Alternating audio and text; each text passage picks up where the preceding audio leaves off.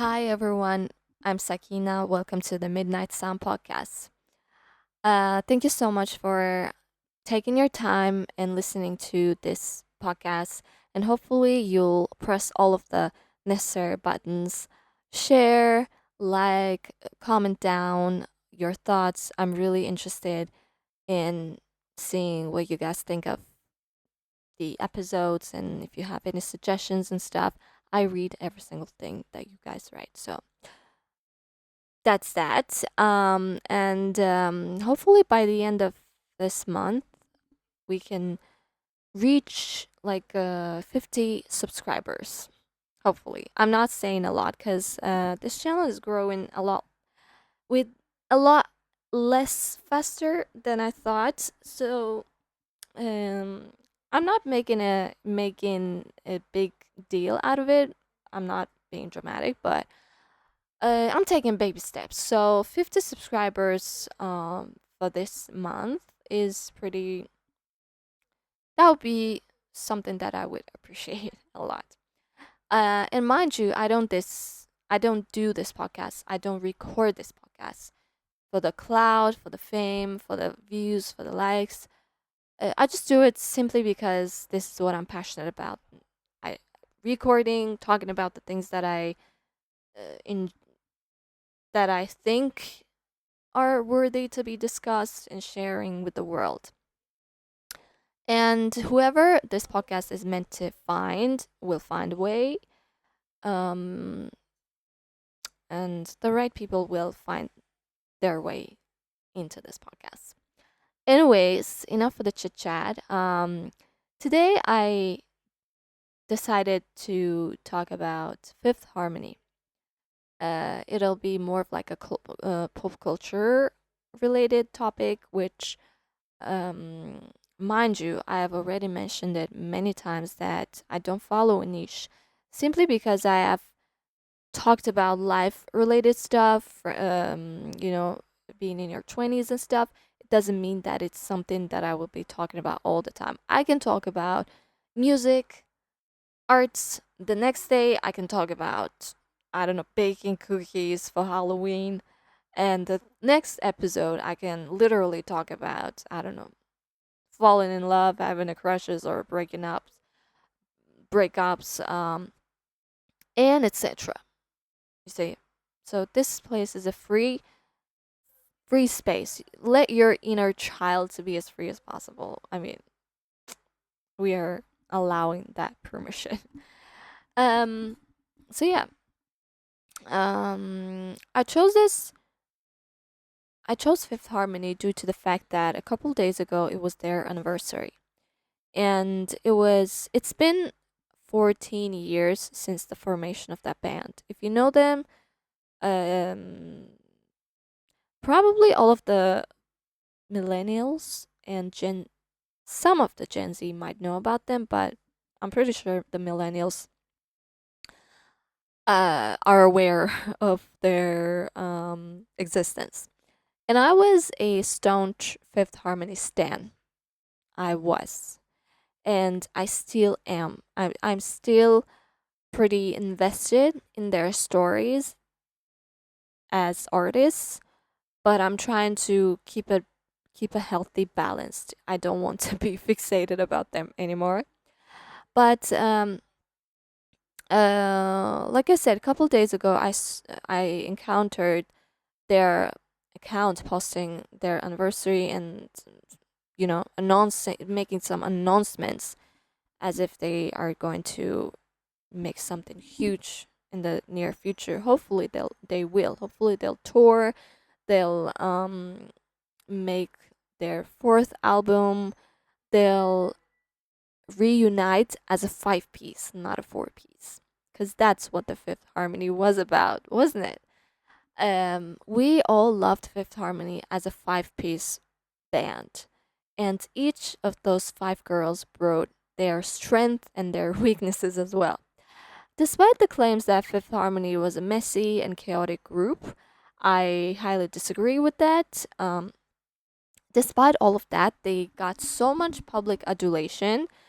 Um, and I feel like part of that had to do with the fact that they were five individually looking, five unique girls with coming from different backgrounds, from different racial backgrounds, ethnic backgrounds, um, let's say social backgrounds, etc.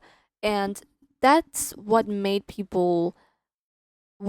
them more relatable to the people, because it doesn't matter how much the labels would try to promote or market a certain artist. If the public doesn't align with them, doesn't click with them, and doesn't find them relatable, they're not gonna be as much invested in them as an artist. But they were with Fifth Harmony because some of them were Hispanic, some of them were African American, some was Polynesian, some were white, taller, shorter, I don't know, skinnier, a bit curvier. So everyone, I think, could find their representation through their image. And everyone could find a different musical style according to their taste in that band as well. The thing that still bums me the most is till this day their um, story is not truly revealed, I think. And I get it. Artists usually sign up a deal or they have contracts that they have to abide with. Um, in their in those contracts, they are there are a set of rules that they have to follow, stuff they should never announce, never reveal to the public.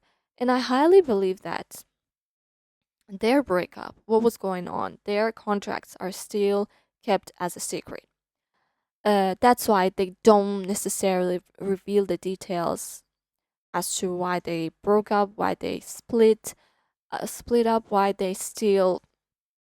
Some members like Ali Brooke still till this day does not mention Camila's name when she speaks about Fifth Harmony, and I know that it's possible if a band is formed, it's possible, it's very likely that one member could leave, one member could want to leave, or could be kicked out, but it doesn't erase their legacy in that group. Fifth Harmony was loved, adored with the five girls, and it's not just about Camila. In case it was someone else, let's say Dinah, Lauren, Normani, or Ali, was to, in case any one of them were to leave the band earlier, then Camila it still wouldn't be the same band because um it's like you make your favorite dish and it has to contain five spices in it, right? And you just this time you don't add, let's say, cinnamon or I don't know, salt or black pepper or whatever. It won't taste the same, right? It is the same concept. Um, and I do believe that one day, maybe in their not 30s, but I believe maybe in their 40s or 50s or 60s, they might make a documentary, all five of them coming together. Hopefully that will happen sooner than that. Um, because come on, I do want to learn. Uh, I want them to spill the tea already. Cause come on, who's got the ain't nobody got time for that, right? Um, do you remember the group called the Runaways? It was the 70s rock and roll band, all five an all girl band. One of their leading soloist, lead singer, Sherry Curry, she had left the group first. She and Jackie Fox, who was the bass guitarist, and then they found the others to replace them and stuff. But that band never recovered itself, and then went on hiatus and never came back together. But once the members were old enough, in their later 30s and 40s, they were, excuse me, they were reuniting not as a five whole piece, but they were reuniting, let's say, as a pair, as a triple, every now and then, and singing their songs together, performing, etc. And that was pretty okay because once when you're young, I feel like you're hot blooded, you have high temper, um, you just react to things in a completely different ways. But once you're old enough and wise enough and calm enough, you realize that it was all of the drama, all of the tension was completely and utterly unnecessary. It could have been avoided simply by reacting less or having your priorities straight. And the four piece girls during their interviews always mentioning only four girls being part of Fifth Harmony really is a bit hurtful because despite how many years Camila was still part of that, and by the way, mind you, I'm not standing over, I'm not favoring any one of them at all.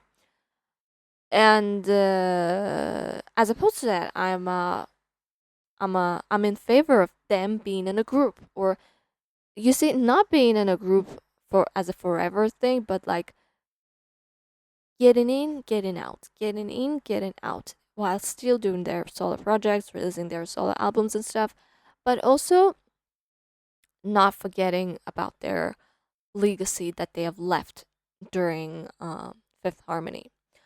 Um, I do get it. Sometimes girls together, five girls together, whose um, intentions, whose goals are pretty much the same, and whose goals have to go through one managerial level to be accepted or rejected, it can be tough to be in that situation. And there's always this management level bias or unjust being done to the girls that is always going to be unfair. Let's say this is what all of the record labels, music labels do, right? They always pick up just one artist and they put them at the top of their agenda to market them, to push them forward than the other ones because they see a bit more in that person than the others. But it doesn't mean that someone is necessarily more talented or more worthy of being marketed a lot than the others. It's just how the business works, right? It's how the music industry works. Not only music industry, but it's just how the business is done. Usually the investors invest in money in something, invest their money into something that they feel would profit them much more, right? So I guess Camila was a lot more marketable because she was the most pop-ish girl out of the band. Lauren had more of the alternative rock star, indie kind of vibes to her, while Normani and Dinah were pure R&B material, and Ali was like the dance or not the dance or how do I say dance pop route is the one she followed as a solo artist, which I think is not for her. I do believe that Ali could be a better suit as an actress or in the Broadway um, shows. She has that theatrical um, kind of aesthetic to her, which could be a better fit for the to be marketable in that exact field as opposed to being in a dance pop scene. But Camila, like I said, was more of a pop girl. She was a ready material. The music label didn't have to do much for her in order for her to shine. Because I feel like um, it is no doubt that whoever that leaves the band first, would get higher public attention because people will wonder what she's gonna be like, what she's gonna do, like what she's gonna release, and stuff. So I guess she took the plunge and decided to just do her own thing, and there's nothing wrong with that. If you are not happy to be in a place, you're only given one and only life, so you shouldn't uh endure something just for the sake of something. At the time that um she departed from the band was their peak moment in the industry. So they were all equally famous at that moment. Any one of them could leave the band easily. Or a better I have two better alternatives. What could have worked way better? If they all were given contractually given the freedom to explore solo projects while all being in the group, or they could all just go their own way and the group would be disbanded at all. But what caused the most confusion um, and chaos with the split of Camila was that it felt like it was not clear whether she left the group on her own or she was kicked out. Because some people are much more smarter and analytical and just nitpick from different sources on the internet, and and hence they got this information that apparently Camila's contract in Fifth Harmony was different than the other girls. Allegedly, it's not proven. It's not legally proven, so I'll call it allegations. So allegedly, she was given more space, or she was permitted to have solo endeavors, solo projects, while the other girls were not, which I think is such an unfair and biased and drama and tension causing move from their management. I don't know if they did it on purpose to create tension within the group, or they were just making it obvious from the get go that they were going to making Camila the next big thing was on their agenda. I don't know about that. But the reality was every single five of them were equally talented, equally beautiful, and equally deserving to get to the place that they wanted to. Dinah Jane had the most versatile vocals in that group, in my opinion. Lauren Jauregui's tone, her oh my god, her raspy tone. I wish I could have one, honestly. Such a mature, such a different, like there's something so unique and eccentric about not only her tone but her as an aesthetic. You could get lost in her eyes, really.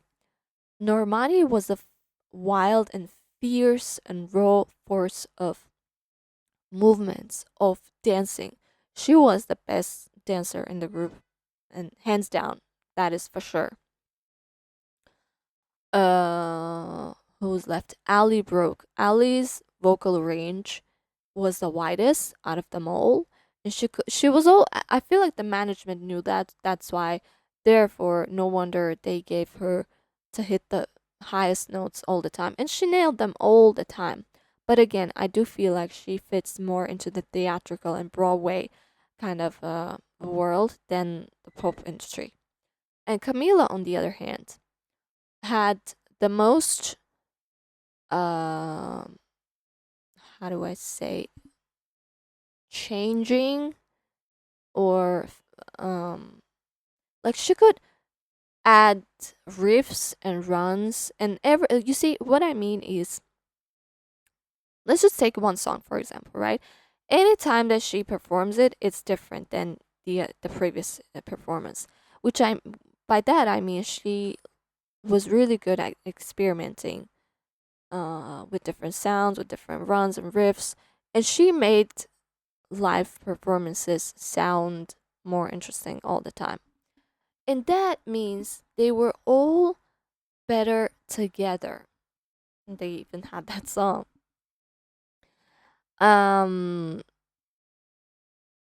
and that's why I think as a solo artist, there's that lacking part as a full. Some people are full package as soloists, while the others have that easily blending power that blends in and forms a completely perfect unit.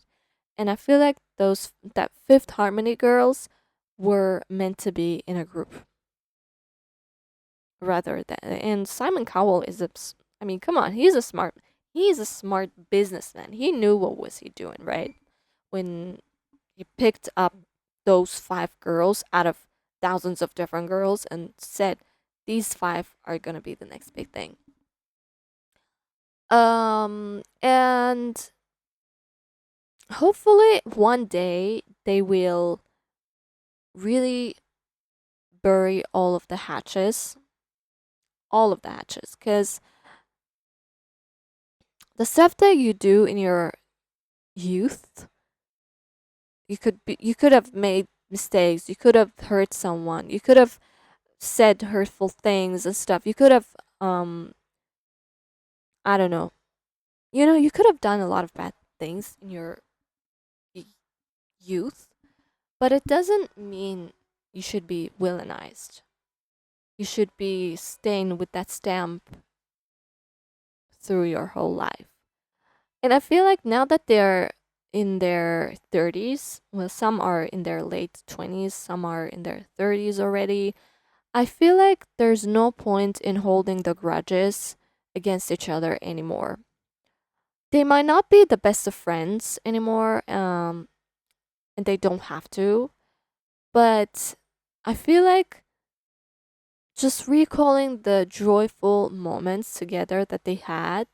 Obviously, there were some hard times, hardships, hurdles, drama, quarrels, and stuff like that. But it looked like in the very beginning of their career, they really did enjoy each other's companies. And if you know about their takeovers on Awesomeness TV, I've probably watched each and every one of those episodes, probably more than dozens of times. And anytime that I want to recall and go back to the good old days, the good old memories of the 2000s, I go back and rewatch that. It brings back a lot of memories from my late teens and stuff, and you could tell that they really did enjoy to be around with each other. And what really caused all of these mm, redundant drama and pettiness against each other had more to do with the managers than the girls themselves. Um, and hopefully, what I do wish to see is to see all five of them coming back together, with a new management, new agents, new albums. You see, they don't have to jeopardize, or they don't have to delay their solo endeavors, their solo albums, their solo projects. No, they don't have to. But getting in and out could be getting in and out of the group, releasing. You see, I wonder how boy bands, especially the rock bands, uh, are able to pull off such a long lasting legacy. You see, they started a band and they go on hiatus. A couple of years later, they release a next album. They tour a bit here and there, and then they go back to hiatus as well. So it's like a continuation. It's like a cycle, right? So they could do the same thing as well. They don't have to, obviously, but they could, because they had really an amazing legacy left behind, and a lot of the people who are their fans are just waiting for the moments. Because, like I said, I'm probably repeating myself at this moment, but Fifth Harmony was actual Fifth Harmony with the five piece. And no one can replace Camila. No one can replace Lauren or Ali or Dinah or Normani. No one can replace their spirits and their aesthetics. So what can I say? I mean, I could make this podcast a little bit longer, but uh, or you know what? Fuck it. I'm just continuing. Um, I kind of want to talk a bit about their solo projects and what I liked and what I didn't like about them. Let's start off with Lauren. After the hiatus of Fifth Harmony, she's done a bunch of work. She has gone independent. That is such a courageous act in the music industry. I think to be on your own, to be your own funding, marketing, and PR resource is such a brave act for a woman. Not being tied to any music deals or any labels that tell you what to do and what not to do. And she's done a really good job in terms of, in one of her interviews, I had heard her saying, the interviewer had asked whether she wanted an instant fame in the beginning of her career or wanted to build it slowly over time. And she responded that she wanted the latter, to build an audience, to build her legacy slowly, because instant fame also comes with an instant fade away as well. And I think that's exactly what she's doing. That's exactly the path, the route that she's carving out for herself. She's done Prelude, which was an amazing project.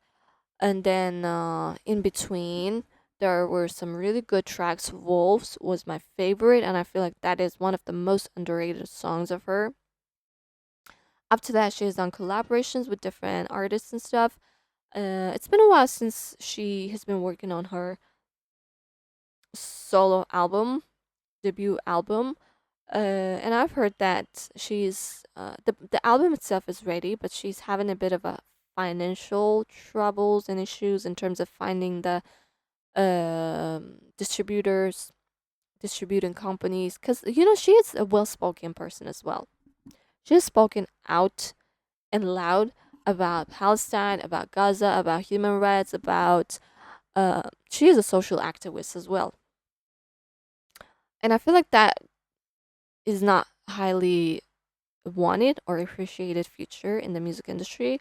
That's why a lot of dealers, distributors, companies kind of reject her, which is they lose. Lauren doesn't lose anything. They lose by rejecting an amazing artist. But hopefully she'll find all of the funds that she needs to put out her debut album. I would listen to her album, and I know that she will drop an amazing album. Uh, the next one is Normani. Normani has already released her debut album called Dopamine. Um, that album was due to be released a lot earlier than that, but apparently she was having some personal life hindrances and like turbulence. Her family, her parents were diagnosed with both were diagnosed with cancer, and so it really did affect her mental state, and it really did slow down and postpone a lot of her projects. But at the end of the day, she's done a great job. Your first debut album is not supposed to be your best album. She will probably release the next albums in in the next future. Um, but there's a lot of room for growth. She has learned a lot from that album, I think. And I'm expecting more, how do I say, versatility in her, not only sticking to the R&B part, but also experimenting as an artist in the future. But still, great job for her. Then Dinah Jane. Dinah Jane was she's like heavily R&B inspired person, I think. And pre-pandemic years, she